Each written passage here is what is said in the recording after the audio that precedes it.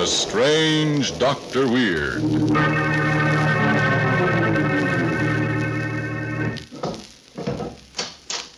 Good evening. Come in, won't you? What's the matter? You seem pale tonight.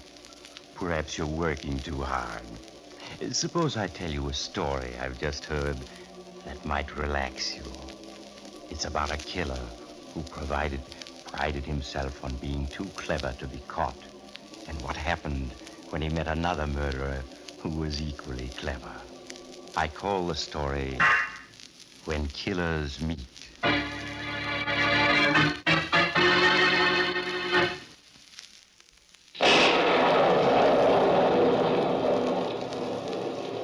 My story begins in a small Midwestern city. It is late afternoon, and two men are crouching in the shadows of an alley in the downtown section. They are Nick Randolph, clever jewel thief, and his companion, Mike Nelson, and they are being hunted by the police. Nick, listen. Those patrol cars, they're all around us. Nick, we're trapped. I'll get us out of it. Have I ever slipped up yet? No, but you did this afternoon when you plugged that jeweler. Oh, what did you have to kill him for? Because he saw me substitute that phony diamond for the real one. His testimony could have sent us to the pen for 10 years. Yeah, and now he's dead. And if we are caught, we get the rope instead. A dead witness can't testify, and we're not going to be caught. Once we get hold of a car, I know every back road around here. I can get us onto one where they'll never dream of looking for us. Yeah? And where are we going to get a car? We're going to have one inside of 1 minute. Look at that guy walking this way. He's taking keys out of his pocket. He's going to unlock that car parked there at the end of the alley. Here he is stopping. And it's his car, all right. Come on, follow me. I'll handle this. Okay, Nick. Oh, excuse me, sir. Yeah? What is it? A gun. What is this, a hold-up? Not exactly. Call it an emergency borrowing. All right, Mike, pick up his keys. We're on our way.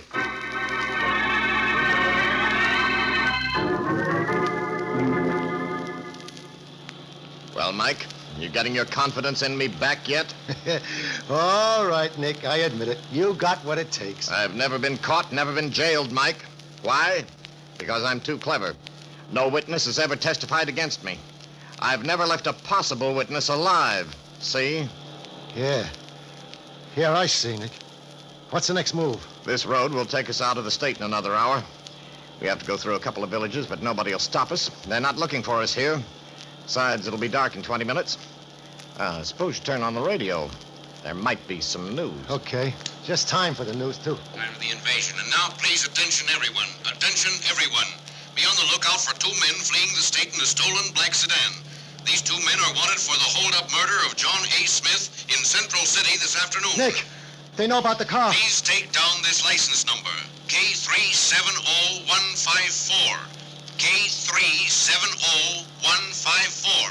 That is the license number of the stolen car in which the killers are And they fleeing. got the license number, too, Nick. Shut up, Mike. The owner, now in City Hospital, near death from a bullet wound, reports that the left headlight of the stolen car is burned out. So if you see a black sedan with only one headlight, report it at once to the nearest authorities. And now, back to the new... Blast the luck. I should have fed him more slugs. Then he wouldn't have done any talking. That's bad. What are we going to do now, Nick? Well, first, let's make sure about that headlight. I'll turn it on and... Yeah, the left one is burned out. Well, that means we've got to get another car or they'll nab us sure. Oh, how are we going to get another buggy way out here in the country? I'll tell you how. Look, up there on top of that hill ahead of us. Huh? A bungalow with lights in the window. Yeah, and a car parked in the yard. That's the car we're going to get, and nobody's going to know we have it because we're going to make dead sure there isn't a living soul left in that bungalow to tell about it.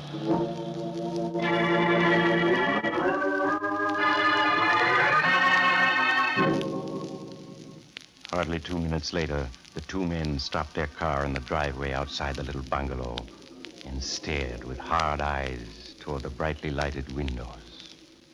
Well, here we are. See anyone around? No. Everybody must be inside. What's our play? We'll go up and knock, pretend we've lost our way. Get inside, then make sure we have everybody in the house spotted. And then we start blasting, huh? That's right. And this time there'll be no slip-up. Okay, let's go.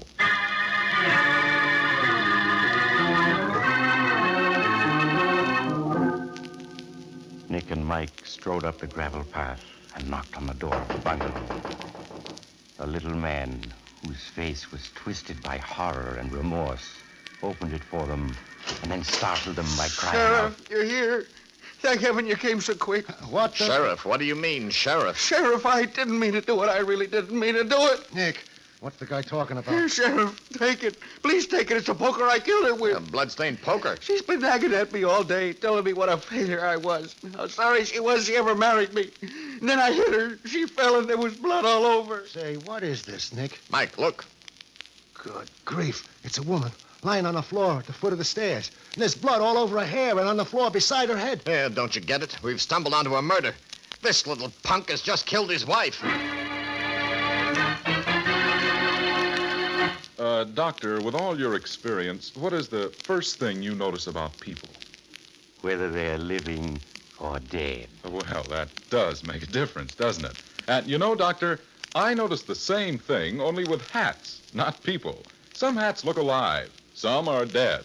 A hat that stays lively and in fine shape a long time after it's been bought will naturally make the rest of your clothes look worlds better. A colorless and dead-looking hat can kill the good effect of even the most fashionable apparel. Hats can make a difference. Gentlemen, wear a smart-looking hat that will keep its shape and help you look your best. Wear an Adam hat. They are made of fine quality material, tailored and blocked in the latest styles. And an Adam will fit your head perfectly. You're not always tugging at the brim and adjusting the crown. Remember the name Adam. An Adam hat does make a difference. Now, back to the strange Dr. Weird.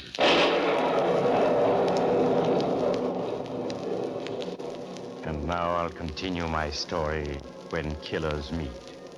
For a minute, Nick Randolph and Mike Nelson, startled by stumbling onto a murder in the very house where they had planned to eliminate all the residents and steal another getaway car, could only stare at the dead woman lying in the hall and at the little man blurting out his pitiful confession. I didn't mean to kill her. I didn't, I tell you, I didn't. Then brutally, Nick grabbed the little man and shook him. Listen to me. You hear? Listen to me. Yes, Sheriff. What's your name? Harry Williams. But I told you that over the phone just now when I... Yeah, I know, but now let me get this straight, Williams. Your wife's been nagging you all day. So just now you hit her with a poker, is that it? Yeah, I just couldn't stand her nagging me anymore. Something in me snapped, but I didn't. Now, get control of yourself. You say you telephoned the sheriff 20 minutes ago? Yeah, but aren't you the sheriff? No, I'm not the sheriff. I was just passing, see? The sheriff will be here in a minute. Now, you sit down and wait for him. Wait for him? Yes, I'll stop in town to make sure that he's coming. Now, you go back in and sit down. Go back and sit down? Yes, that's right. All right, if you say so. Nick, what is this? Don't you understand? This guy's a murderer. The sheriff and his deputies will be here any second. We've got to get away from this place, but fast.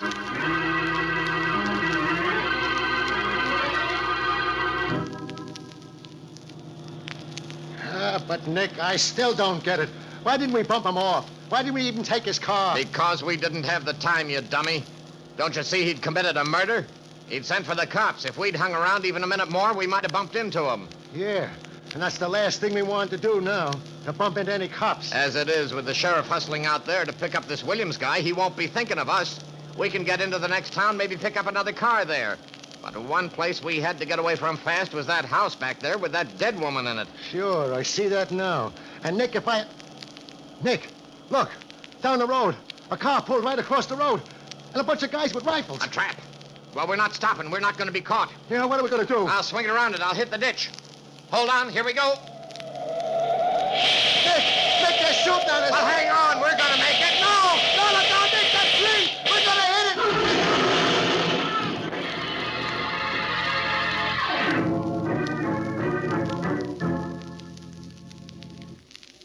A few minutes later, the local sheriff was interviewing little Harry Williams, whose murder of his wife had thrown such a monkey wrench into Nick Randolph's plans. Now, Mr. Williams, I'd like to get this whole story straight, if you don't mind. Well, you see, Sheriff, I was sitting here in the living room with Nancy, that's my wife, listening to the radio, when the broadcast came on warning everybody to watch for the two men in the sedan with one burned-out headlight. Yeah?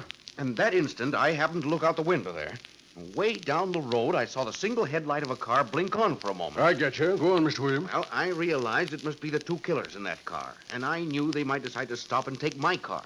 Now, if they did, I was sure they'd kill both Nancy and myself, so we couldn't warn anybody. Right. Why they didn't do it, I still don't know. Well, you see, Sheriff, it's like this. Nancy is recovering from a broken leg, so we couldn't run out of the house and hide. Yeah? Yet, if we stayed here, the two killers might murder us. I had to think fast because it was a very tight spot. I'll say it was. So I quickly carried Nancy out and put her down on the hall floor. I told her to play dead. Then I emptied a bottle of ketchup on the floor and in her hair to look like blood. Yeah. Now, when those two killers knocked on the door half a minute later, I opened it and pretended to be a man who had just killed his wife in a sudden rage. Holy smoke. Yeah, I told them I just murdered Nancy and phoned you to come at once. They thought Nancy was really dead and that you and your men were actually on the way.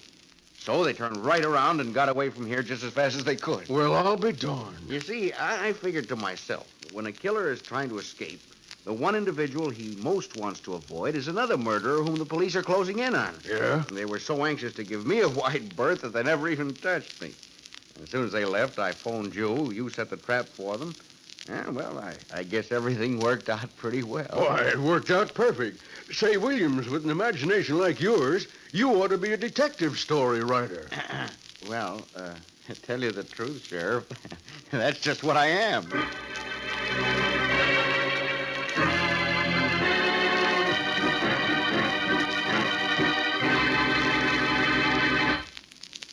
So that's what happens when one killer meets another.